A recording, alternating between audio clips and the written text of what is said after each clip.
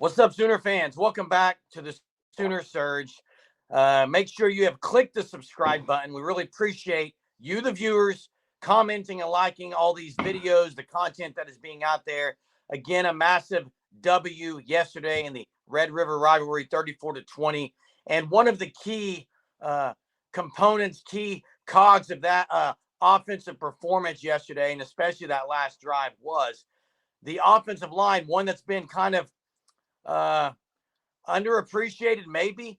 Knew the potential was there early in the season. You heard McCain Matoyer talk about the potential that Beatonbow has talked about. And yesterday, guys, this highly touted defensive line was unable to really get to DG.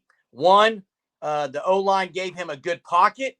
Two, he really felt the pocket collapsing and did a great job getting outside of the pocket when he had to. But kudos to this line, guys. Let's talk about this offensive line. Yeah, I don't think it was I don't think they've been underappreciated. I don't think they've been really playing up to the level I think we all thought they would. I think the pass protection's been great all year, and it continued to be great yesterday. I do think in the running game, the way they used DG and some of the Farouk stuff, I thought the blocking was better. And honestly, I thought once Kaden Green got in, the physicalness was the best it's been all year.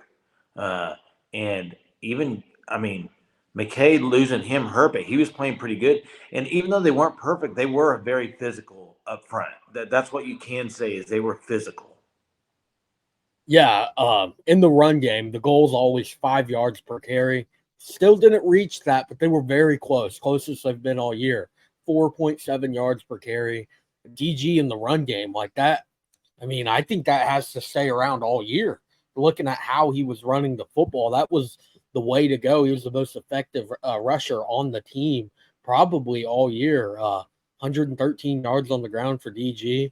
He had that nice rushing touchdown to open the game up on Gentry Williams interception in the first drive of the game.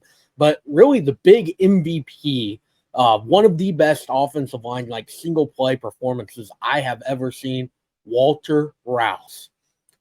Guys, game was on the line. DG gets sacked there. I don't think we have enough time to get another play off and have one more shot at the end zone to win that game. And Walter play, Rouse. Yeah, that play, Hunter. Huh? Blocking two guys, one with each arm to keep DG clean. Like that's why Bill Beatonbow stole Walter Rouse away from Nebraska. That's why he's wearing the Sooner uniform. That's the veteran leadership and just pure offensive tackle skill that Bill Beatonbow has been searching for. He'll be playing on Sundays. There's no doubt. Walter Rouse is elite. And on the live last night, Hunter, I talked about that play. DG obviously felt the pocket breaking down, but he trusted. And that whole play reminded me, the analogy I used was blindside. When he puts his arm out and saves SJ in the car accident, that is pretty much what Walter Rouse did there. And I think the most impressive thing about that play is he didn't hold. Exactly. Yeah. It'd have been very easy to grab the guy, but he literally That's how it locked usually in, goes. And the other arm was fending off the other guy, and it was the sole reason that play was able to happen. We would be talking maybe about a defeat. They would have still had time for a play or two, but you don't know what would have happened. That definitely was a magical offensive line moment that I've ever seen. And Andrew Rame, guys, Andrew Rame has been great all year. Yesterday, he did have a couple of bad snaps. One of them, it looked like may have been on DG. I couldn't tell. It looked like the coaches were talking to DG on that one. But Rame's been solid, guys. Yeah. That Rame snap, it's the Cotton Bowl in Texas. They're on the Texas side of the field. It's just so hard to hear. I'm on the other end zone, about the corner of the end zone where Anderson caught the game-winning touchdown, and I could barely hear myself thinking on the opposite side of the field. I can only imagine being down on the Texas side like DG and Rame there. They obviously could not hear the calls. There was some sort of miscommunication there, either on the play call in general on what to go on the snap, or thinking he might have heard DG call for the ball. I don't know. It's I'm interested to hear what exactly happened on that play. Well, the thing about Rouse too is he's been banged up, guys. I mean, he's fighting through, and I'm gonna get back to Rouse in a minute, but I got to mention Tyler Guyton. I don't think he's mentioned. He kind of is not mentioned enough because I think he just does the job really well, and he's not brought up a lot, but he never has. I mean, you don't see a penalty on Tyler Guyton, very rarely, right? And he kind of takes care of business on that right side. Him and McCade. As far as pass pro, anyway, their pass protection's been outstanding. But Venables uses the word championship strain. And to me, between that play of Walter Rouse, that to me epitomizes championship strain. Strain into everything you got. Just like the Billy Bowman play and McCullough on fourth down play. I mean, you kept a guy from getting in by literally an inch. That's championship strain. And that's what the O-line, you can say whatever you want to say about them. They played with that mindset yesterday, championship strain, and they played hard, they played physical. It wasn't perfect. They had mistakes. But in the run game, I did think, I mean, that's the best defensive front they're going to face all year, bar none. And they held up. They've faced the two best defenses that they're going to see is with Iowa State and Texas. But hey, the other thing is kudos to Bill Beatenbow, because it takes a lot of guts to pull Everett in that situation and go with a true freshman, and that that kind of was a turning point. Kaden Green came in, probably will start at that position. If not start, he's going to play a lot, but. Another guy who played a lot yesterday was Schaefer. Schaefer played a whole lot on the right side. And you mentioned Tyler Guyton. Tyler Guyton is the one protecting the blind side because DG is a lefty.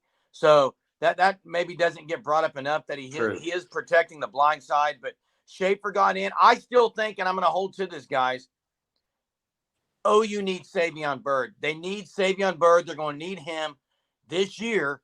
And something's got to be done. He's got to fix whatever the issue is because they can use him. Yeah, I thought Schaefer going in was interesting. I like the move personally. He's a veteran. He's played a lot of college football. And to lose someone to the magnitude of McKay Mettauer in that situation, you're in the biggest rivalry in college football, and you lose probably your biggest leader on the offensive line. You need someone to step in there. I think that's why Schaefer got that. Who else would it have been? I mean, I guess Savion Byrd, maybe. What about Taylor? At right guard. What about Taylor? Jake Taylor, that's another one. I expected it to be Schaefer or Savion Byrd, and then maybe Savion Byrd back at left guard, move someone to right guard, just figure it out. But you mentioned Kaden Green. He's special. Like, what star was he? He was a borderline 5-star. He was 4-star. He, offensive lineman, there's very few that are the 5-star. He's one that probably should have got that because of just how versatile he is. I mean, he was, I think, recruited as an offensive tackle, and really he's only played interior at OU. He's made that switch within a few months. Still very new to just college football in general, and making a switch like that and being able to be elite in a rivalry game on the line, fourth quarter, final drive of the game, and have the performance that he did. Like, he's going to be very special. I think I know it's a lot of people have said it. He has that first round potential by the time he's out of Norman. Well, and what this game really does for that offensive line is it should give them big time confidence moving forward because they were banged up, they were injured, they fought through it, they held their own against those defensive front of Texas, and that should tell them that, hey, we can be better than what we've been. We can be pretty good offensive line unit. I don't think the pass protection's going to be an issue. I just think they've proved that all year. Their pass protection's been good. It's just the running game. I think they can be better. And kudos to Jeff Levy because they hadn't ran that quarterback draw much this year, and it worked pretty good. Yeah, and DG, really the lineman, what the linemen did in those play calls was they actually they locked in and were able to hang on to the blocks for a little bit longer because it's a delayed QB draw. A couple of times DG even hit toward the hole and then went to the other side, which means again they weren't holding, they were holding the blocks though and allowed DG to do that. And OU wins the rushing battle. One we talked about would be much needed and probably be a clear reason why one of the teams would win, and OU was able to win that battle. And they also win the sack battle, protection battle, only allowing 1 sack, whereas Texas allowed 5 sacks on Quinn Ewers. So the offensive line was massive. The 1 sack was not on the offensive line at all. What was it, Jay? It was a designed run play, right?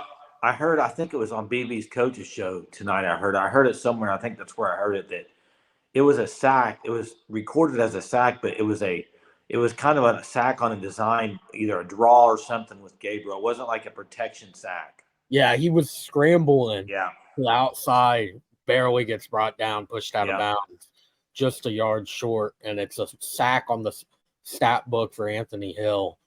That's the guy that we're going to be hearing his name a lot over the next few years. He lived up to that 5-star status for the Longhorns. He definitely did. And guys, there's really 2 things you can take to the bank. Bill Bedenbaugh will continue to get the line improving throughout the year. If you go back and look at every team, an O-line under Bill Bedenbaugh, they've improved throughout the year. So that's expected. The other thing you can take to the bank is the Sooner Surge will be dropping a whole lot of content. That's what we do here. Make sure you are subscribed. Click the button. Again, 34-20 Red River rivalry. Go back and just watch this game and specifically watch the offensive line. They were elite. Till next time, guys. Boomer.